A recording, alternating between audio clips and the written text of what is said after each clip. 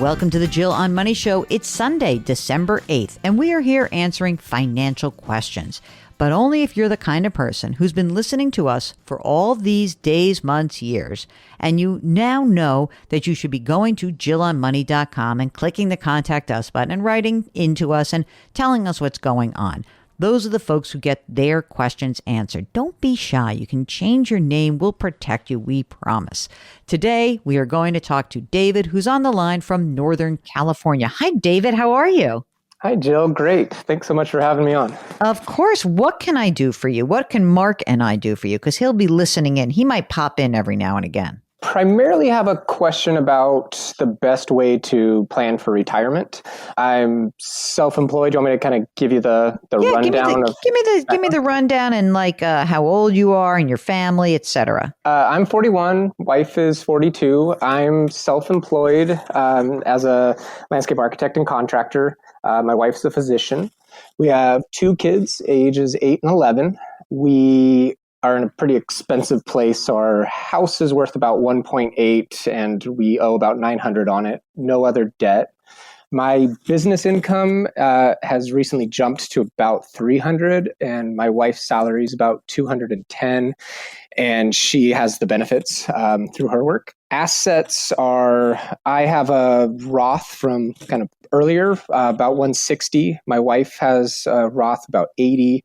And then when I started doing my self-employed thing, I started a SEP IRA, which right now has 160. My wife has a 401k through her work, which has 90, and that's split 50-50 between a regular 401k and a Roth 401k, which she maxes out. And as long as she stays with her job, she'll get a really nice pension and medical benefits for life. Ooh, so we're hoping hold on. Tell me more about the pension. Jill loves a pension. She doesn't absolutely love her job, but they call it the golden handcuffs. Yes. So I think it's 75% of her maximum earning. Oh, God. For life. Oh, yeah. My God. That is fantastic. Yeah. So the definite golden handcuffs. And then we've been able to save a lot more money the last few years. So I've been just putting that into a Vanguard brokerage index fund because I didn't really know what else to do with it. And we've started saving for the kids' 529 plans as well. We've got 30 in one and 25 in another. Okay. And how much is in the brokerage account? So right now we got about 425. Yowza. That's nice. So yeah, we've been able to save pretty well the last 2 to 3 years, and I'll kind of go over my question and my goal with you. Wait, one quick question before you do that. The $900,000 mortgage, what's the interest rate on it? 3.15, I believe. Okay. And it's a 30-year, right? Yeah. The kids' college, are you putting money in on an ongoing basis, or is it grandparents that are dumping money in? How are you deciding about that?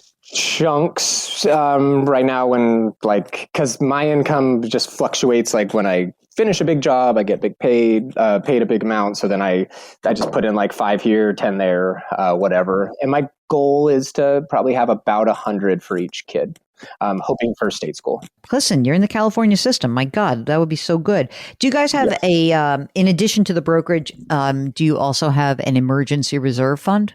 Yeah, we just in our personal and my business, we have about usually 75 to 80 cash. Anything else that is out there in terms of obligations, parents or siblings that you think that you might have to worry about in the future? No, we're really fortunate. Parents are in great shape and financially and physically, emotionally, everything like that. So no, we're what kind lucky. of family is emotionally all set? I wonder what that's like. For the most part, it's all good. Yeah, we're lucky. All right. So now tell me you said it's retirement. That's your big question. So let's talk about that. What's on your mind about that? Well, so the SEP IRA, there's so many different options out there and I've tried to research it and it's never been really clear to me what the best option is. So I set up a SEP. My business is set up as an S Corp, which my accountant talked me into a long time ago to save some money on payroll tax and such. So my understanding is I'm only allowed to contribute 20% of my income to my SEP IRA every year. 25%. 25%, yeah. So my salary is 80,000, and then my additional income comes from shareholder distributions. And Right. then, So wait a second. Just hold on. I just want everyone listening to understand this. The reason that you would have salary at 80 and then shareholder distributions for the balance is that when you have salary, you have to pay FICA tax on that. And so when you have salary of 80, you're like, oh, I got to pay that extra money to pay into Social Security, right? And Medicare. But when I take shareholder distributions, I don't have to pay the FICA on that. And the arbitrage is essentially that you save that money in taxes. I'm not sure. I don't love that generally. I wouldn't mind because what happens is that you kind of rob yourself of Social Security benefits in the future, right? yeah. Because you're not paying into the Social Security wage base. But, I presume the accountants run the numbers, but I don't know. I always feel like that's a little bit of a hokey pokey. I bet it was more interesting when you were making 120,000. Now that you're making 300, I sort of feel like, and that's when she set it up when I was making 80 to 100. Yeah. And so that was kind of one of my questions too, was, am I better off raising my salary to be able to contribute more to my IRA, or does this S corp even really make sense? And would I be, potentially better off just going back to a sole proprietorship? Would you have employees? I have 10. You have 10 employees? Yeah, I didn't used to. Holy crap! Well, it's construction, so yeah, I couldn't do what I do now without having the employees do the building for me. Right. So they're full time, right? Yeah. Okay. My inclination is for you to at least take your salary up to the Social Security wage base, and then you can take the rest as S corp dividends. You would be able to crank a little bit more on your SEP IRA contribution. Okay. And so the SEP is the best for that was mainly what I was wondering. And then kind of following that is this whole backdoor Roth thing, which you guys talk about a lot. And I have never fully grasped. I think I kind of get it, but basically, if I was to just take the money that I have in my IRA and then try to do this backdoor Roth, I would just owe taxes on all of that money, right? And every time, right? I mean, right now, you said you've got 2 Roth accounts, you've got a SEP IRA, your wife has a Roth and a traditional 401k. There's no other IRA asset that's outside of your wife's traditional 401k, right? Neither you nor your wife have another IRA account that's not a Roth, right? No. Okay. The way that I guess that you could, the problem is that you have a SEP IRA. And Mark, when he has a SEP IRA, does that not screw him for doing a backdoor Roth because he's subject to the pro rata rules? Yeah, the SEP is part of the pro rata. So the problem is for you, a backdoor Roth won't work. And the reason is that if for everyone listening, it's not just if you a SEP IRA is a special IRA, it's a simplified employee pension. If you have an existing IRA account, whether it's a SEP or a traditional IRA, and you want to try to do what's called a backdoor Roth, put money in a non-deductible IRA and then immediately convert it to a Roth, it doesn't work when you have existing IRA assets in addition to that. But I think you're on the right track, which is you got the brokerage account, which is great. The money that's in the brokerage account, is it not feasible that we take a chunk of that money out and dump it into the 529 plans? Yeah, we could do that. And pretty confident I'll be able to get to the goal of where I want to be with the 529 plans well before they're in college.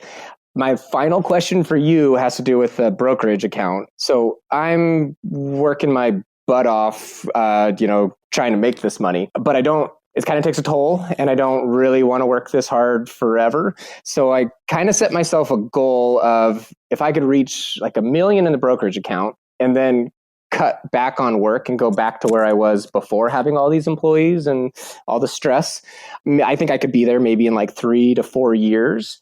And then if I basically just don't touch it and for 14 to 15 years and it could double once and then maybe double it again, then I might be set for retirement at late 50s, early 60s. Well, listen, I mean, it depends. Isn't it somewhat predicated on your wife having that pension or not? Do you know what I mean? Yes, it's a feasible goal, but I don't think you should work yourself to death for 4 or 5 years. I think you should work hard and you should save, but I mean, you can moderate also. You're making a really good living right now. You're kind of going for it while it's there for the taking, right? But you also have to live and you have to make a decision about how hard you want to work. And some of this is going to be predicated on whether or not your wife will be able to claim that pension. Here's the game plan for you guys. You're going to keep socking money away into your SEP. You're going to increase your salary to the wage base, sock money away into the SEP, keep putting money into the brokerage account. Try not to kill yourself, but then you can probably downshift a little bit from this sort of heavy duty, $300,000 a year, kill myself. And hopefully your wife is able to stick with her job and you're able to claim that pension benefit. And I think you'll be great. You'll be on track to do what you want to do when you want to do it. If you'd like to come on the air, it's very easy. Just go to JillOnMoney.com, click the Contact Us button, and check that magic box. Mark does everything else. Hey, while you're on the website, sign up for the free weekly newsletter. Check out our YouTube show. You can subscribe to us on the Odyssey app or wherever you find your favorite podcasts. Try to do something nice for someone else today. It's going to make that person feel good, and I promise it is going to make you feel even better. Change your work, change your wealth, change your life. Thank you for listening, and we'll talk to you tomorrow.